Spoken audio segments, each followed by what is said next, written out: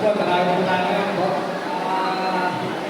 Sa aking Bausi, Malik, Solo Perez, ating pailiting na Paul, mamaya pa, sa lahat ng ating awali ng barangay, ating bisita, Akrobi, Aklog, members, SK,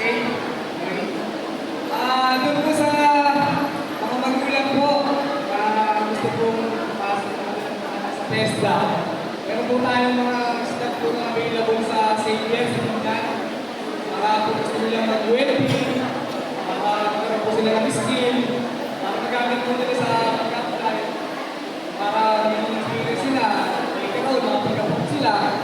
Kaysa nasasayang po yung kanilang mga oras sa gala, basketball, toma, medyo na mga ng direksyon, isa po gusto mo sila sa ating bagay, pasok na lang po sila sa TESDA kasi meron po Palawan, may national certificate, tapos malapit lang naman, isa pa kung gusto mo sila sa pagkakaway ng bagay, gamitin nila po sa may kabuluhan, para sa gamit po nila yung karutunan ng pagkakaway.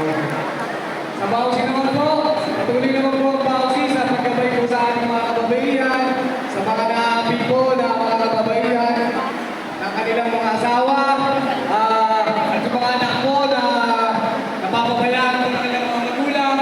Nandiyan po ang ating Bausi para magbabay, magbigay ng intervention, umugtog sa kanila, at yun sa CSWD para magbigyan ng karapatang pag-aaruga.